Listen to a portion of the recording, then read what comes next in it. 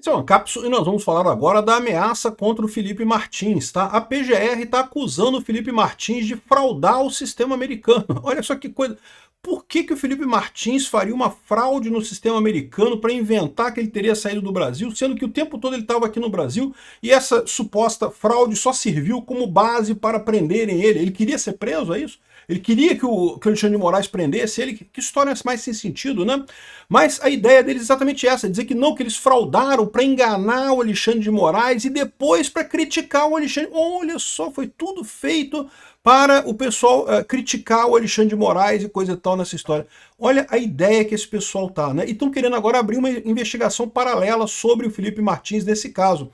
Por que eles estão fazendo isso? Eles estão ameaçando o Felipe Martins exatamente porque o que vai acontecer agora é que vai ficar claro o que aconteceu lá com o Felipe Martins de uma forma ou de outra, né? E no que acontecer disso daqui, quando sair a informação, não vai ser mais questão para Magnitsky, vai ser questão para processo criminal lá nos Estados Unidos contra ele.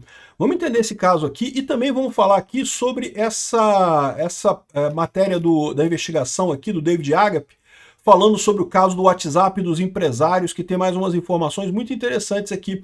As alegações finais que o pessoal do Felipe Martins protocolou, que o Chiquini protocolou, elas mostram que mesmo que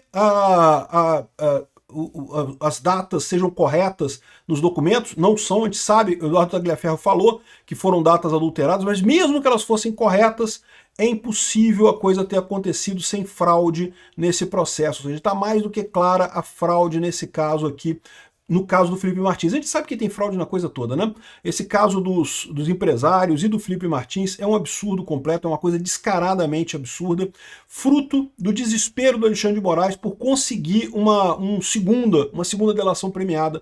A gente sabe como é que é. Essa notícia foi sugerida por Nippon Ancap, Ninfeta Libertária e várias outras pessoas. Obrigado aí ao pessoal que sugeriu notícias lá no nosso site, no visãolibertaria.com, e obrigado a você que está assistindo o nosso vídeo. Se você gosta do nosso conteúdo, por favor, deixe o seu like, se inscreva aqui no canal, né? Pois bem, vocês sabem, né?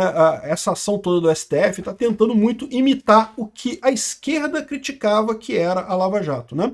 Então, eles diziam que a Lava Jato pressionava o pessoal a fazer delação premiada e coisa e tal, e aí tentaram exatamente o mesmo caminho. Era falso, tá? A Lava Jato nunca pressionou ninguém, nunca teve ninguém que assinou delação premiada e foi solto. É outra história totalmente diferente. A Lava Jato teve uma consistência muito melhor. No entanto, o próprio STF reconheceu que não, que a Lava Jato é injusta, que não podia, porque o Moro conversou com o Deltan Dallagnol, então não pode. Sendo que as conversas eram tudo conversa de alto nível, enfim.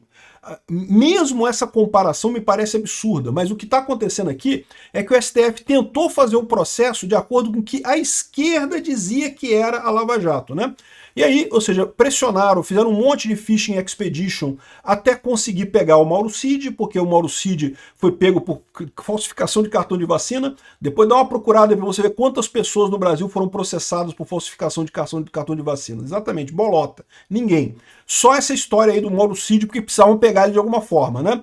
E daí pegaram o Mauro Cid e conseguiram ameaçar ele, sabe-se lá o que ameaçaram ele. Eu já falei para vocês outras vezes, eu não culpo o Mauro Cid, esse negócio de ser pressionado, cada um tem os seus limites aí, cada um sabe o que tem a perder, então é uma coisa complicada mesmo, deve ter ameaçado a mulher dele, a filha dele, o pai dele, ou seja, é tortura, meu amigo. Todo mundo gosta de dizer que não, eu resistiria à tortura, eu jamais aceitaria ceder à tortura. Vamos ver no dia que você for torturado. Vamos ver o que vai acontecer quando você for torturado. Não critique a pessoa que foi torturada. Né? Mas enfim, conseguiram a delação premiada do Mauro Cid. Só que uma delação só ainda é muito fraco, né? E eles queriam porque queriam proibir o Bolsonaro, tirar o Bolsonaro da política e coisa e tal. Essa era a ideia deles. Não vão conseguir, mas a ideia deles era essa. E daí eles decidiram que iriam precisar de uma segunda delação premiada. E acharam que o Felipe Martins era o mais fácil de conseguir. E aí que eles correram atrás desse troço todo aqui, ó. Aí o que aconteceu? Vocês lembram, né? O Felipe Martins, depois que terminou lá no governo Bolsonaro, ele foi para Ponta Grossa, e aí havia a desculpa de que ele poderia ter ido para os Estados Unidos, e não foi. E uma alegação que não tinha lógica nenhuma, não tinha nenhuma prova de que ele tinha ido para os Estados Unidos, e tinha todas as provas de que ele viajou para Ponta Grossa, mas o Alexandre de Moraes precisava achar alguma coisa, alguma suspeita, né, os jagunços dele lá da Polícia Federal precisavam achar alguma suspeita para conseguir prender o Felipe Martins e tentar, dessa forma, extorquir dele uma delação premiada, tal como fizeram com o Mauro Cid, né, torturar ele até ter uma delação premiada. E aí, o que aconteceu? Depois, em abril de 2024, surgiu um registro falso no sistema do CBP americano, dizendo que o Felipe Martins, com nome escrito errado e com passaporte errado, tinha entrado nos Estados Unidos em dezembro de 2022, né? Então, muito estranha essa história toda, ninguém sabe como é que surgiu esse registro. O CBP já confirmou que é um registro falso, mas ainda não conseguiu, não chegou ainda no ponto de exatamente como que esse registro falso foi parar lá no sistema da polícia lá da coisa, né? E o que sugere? Qual que é o problema? Você vai ver que tudo que eles conversam aqui, inclusive essa parte do WhatsApp dos empresários, tem a ver com algumas figuras conhecidas. O Alexandre de Moraes, evidentemente, o Fábio Schor da PF e o Guilherme Amado. São os três envolvidos nessas coisas todas, né? O modus operandi sugere que os três estavam alinhados para conseguir essas coisas. Talvez o Guilherme Amado ou alguém da PF tivesse acesso lá ao sistema americano, não sabemos como é que conseguiram essa parte. É possível que algum democrata tentando ajudar o pessoal aqui no Brasil tenha feito alguma coisa por lá. Enfim, não se sabe exatamente como que essa coisa chegou lá no CBP americano, né? Mas o fato é que é o que está acontecendo. Aí, o que acontece agora? O Felipe Martins foi preso com base nisso, aí era para ele ter sido liberado, porque não tinha nenhuma prova de nada, mas aí surgiu essa nova fraude lá no CBP, e aí ele foi mantido na cadeia, passou em solitária, ficou meses na cadeia. Ainda hoje, né, ele está em prisão domiciliar, mas ele está preso ainda, ele está proibido de falar na internet, está proibido de um monte de coisa, né? Então, no final das contas, o que tá colocando aqui é isso, né? Ou seja, isso foi o que aconteceu.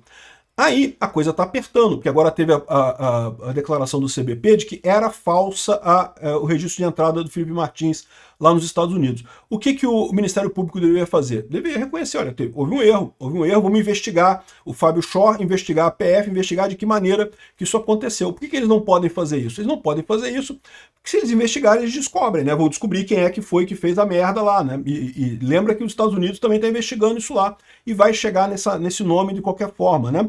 Aí qual foi a maneira que eles resolveram fazer aqui para se defender? A Polícia Federal disse que não, que foi o Felipe Martins que fraudou o sistema do CBP. Para que o Felipe Martins faria um negócio desse? Não tem nenhuma lógica do Felipe Martins fraudar um sistema do CBP. Aí sabe qual é a explicação que eles dão aqui? É porque ele queria desacreditar o Alexandre de Moraes. Então olha só, ele fraudou, olha o que eles estão dizendo aqui, a tese que a PGR está dizendo, né? O Felipe Martins fraudou o sistema lá da coisa, ele foi preso primeiro.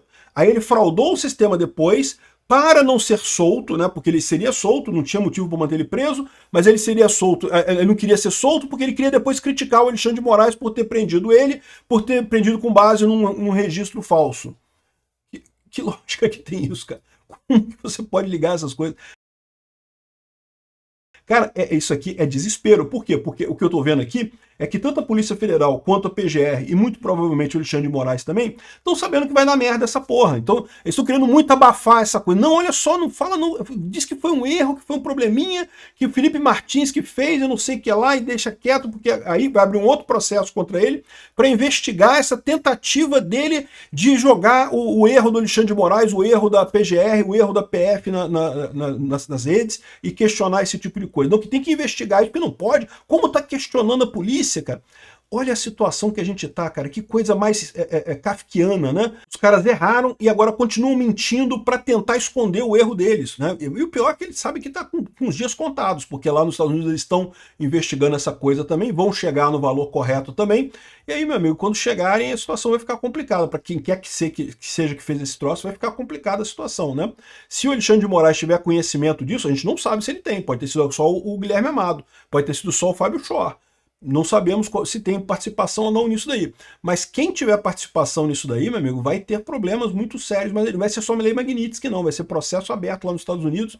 E aí, meu amigo, nome na Interpol, e se o Xandão não é mais proibido de ir nos Estados Unidos, qualquer lugar, botou o pé para fora no Brasil, meu amigo, é cadeia e vai para os Estados Unidos extraditado. A mesma coisa vale, evidentemente, para o Fábio Schor e o Guilherme Amado, se tiver ligação deles, evidentemente. A gente não sabe ainda, não sabemos ainda o que aconteceu. Temos que aguardar para ver a investigação lá americana, o que vai dar, né? Mas aí, nesse negócio todo do Felipe Martins, o David Agap apontou aqui que ainda teve nessa matéria aqui da investigação um problema na questão do grupo de WhatsApp dos empresários. Você lembra? Tá aqui, essas aqui são as alegações finais do Felipe Martins, do advogado Felipe Martins. Está aqui para baixar e coisa e tal, ele explica tudo aqui. E daí ele conta esse caso aqui de que... você lembra como é que foi o caso dos empresários, né? O Guilherme Amado, mais uma vez, publicou um grupo de conversas, né, entre empresários, um grupo fechado, que não era um grupo público, ninguém estava fazendo propaganda de nada, mas nesse grupo de conversas alguém falou que preferia um golpe do que Lula. A pessoa pediu um golpe, falando, queremos um golpe, eu quero um golpe, vamos dar um golpe, vamos contratar gente para dar golpe. Não, não falou nada disso. Não, eu prefiro um golpe do que Lula.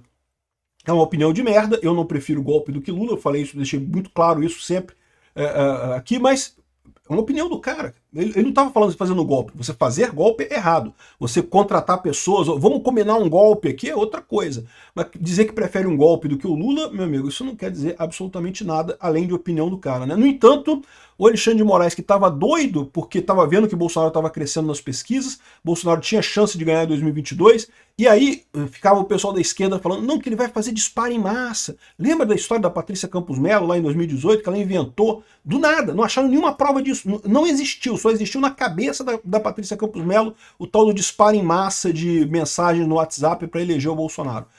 Mas o Alexandre de Moraes investigou e não sei o que lá, e agora ele falou, não, na ficção científica que ela escreveu, né, ela falou que seria o Luciano Hang que financiaria esse disparo em massa a favor do Bolsonaro, né?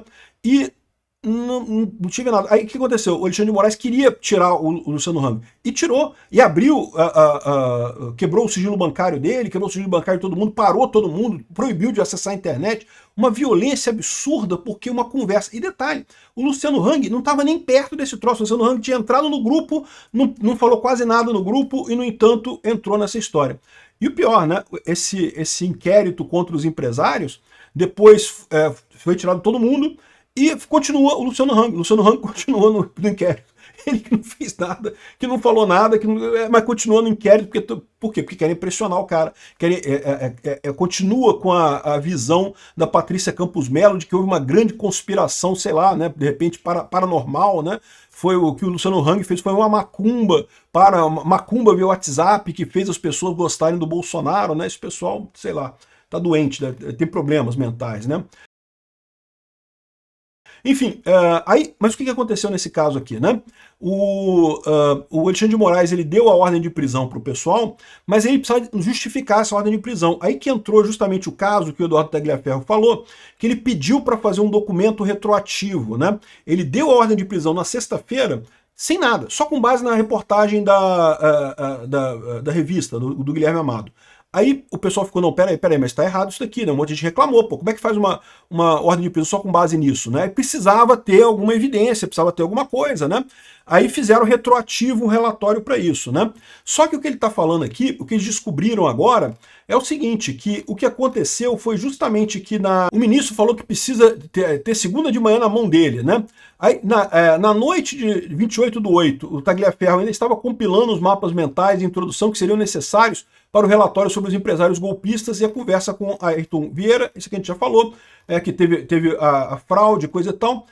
Tá aqui, ó, a fraude, dá para ver que o documento foi feito no dia 29, embora tenha a data do dia 19/8, mas você poderia argumentar o seguinte aqui, ó. Os documentos colocados no site do STF são a mera combinação em formato PDF das duas apresentações protocoladas, o que naturalmente removeria a assinatura digital. Isso não pode ser categoricamente negado. Entretanto, tampouco pode se verificar se os metadados dos documentos originais são condizentes com a data.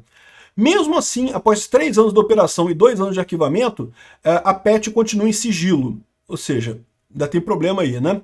E ainda existe uma outra contradição insuperável que denuncia o uso de documentos pós-datados como reforço retroativo e ilegal para a operação contra empresários. Olha só, o delegado Fábio Schor agiu em conduta ultrajante, esse conceito é específico, como demonstraremos também aqui, pois a primeira representação, segundo a não auditável assinatura eletrônica, data do dia 19/8 de 2022, às 17h07, né? Às 5 da tarde, né? A decisão do relator, deferindo as representações por sua vez, data do dia 19, o mesmo dia 19, às 23 horas e 20 minutos. Então, ou seja, agora, a questão toda é a seguinte, a peça que fecha o quebra-cabeça. A manifestação do juiz instrutor, o Ayrton Vieira, que é escrita como se fosse posterior à representação da PF, mas anterior à decisão que a deferiu, não tem qualquer assinatura eletrônica e sequer indica a data. Mas pior do que isso, ela tem também o número de páginas aqui. Ó. São 121 páginas. Então repara, o Fábio Shor mandou um documento para fazer a representação para o juiz, o Ayrton Vieira, que preparou um documento de 121 páginas e mandou para o Alexandre de Moraes, que leu esse documento de 121 páginas e aprovou o mandado de prisão às 8 da noite do mesmo dia. Como é que pode isso? Ou seja, desculpa, às 11 horas da noite do mesmo dia, né? Não tem lógica. A coisa começou às 17 horas e às 23 horas já tinha a decisão de prisão. Como que nesse meio tempo foi criado um documento com 121 páginas, 121 páginas tem que digitar coisa pra caramba, é muita coisa para digitar, mesmo que você não faça verificação e coisa e tal, nem um datilógrafo experiente consegue em 6 horas digitar 121 páginas de coisa. Nem com inteligência artificial você consegue fazer isso. E o Alexandre de Moraes ainda teria que ler, teoricamente, essas 121 páginas, né? Ou seja, isso aqui mostra claramente que houve um acordo, foi uma coisa esperada, foi meramente cumprir protocolo para conseguir fazer a decisão. Não tem como isso ter acontecido como está descrito no processo. Fisicamente é impossível você escrever 121 páginas em 6 horas e outra pessoa ler 121 páginas em 6 horas, né? Então, aqui ó, o juiz Ayrton Vieira seria o redator jurídico mais rápido do mundo e o Alexandre de Moraes o leitor mais rápido do planeta, né? Enfim, um absurdo isso daqui, mais um absurdo nessa história e que mostra o que eu falo para vocês. O Alexandre de Moraes, ao tentar condenar Bolsonaro a todo custo, fez tanta merda que está arriscando jogar a credibilidade do STF no lixo. Ele queria, supostamente, preservar o STF e preservar a justiça eleitoral lá com essas ações dele. Ao contrário, está gerando uma sombra de dúvida enorme sobre a justiça eleitoral e também sobre o STF, com esse monte de erros que ele tem gerado no processo deles, né? Realmente um absurdo. E aí por isso que eles estão querendo investigar, porque né, eles têm que dar um jeito de não, que não é a gente, não pode ser isso, a gente não pode estar errado e coisa e tal. Então estão deixando, no final das contas, evidente que se trata de trapalhões, né? O programa dos trapalhões na forma de STF. Obrigado por assistir o vídeo até o final.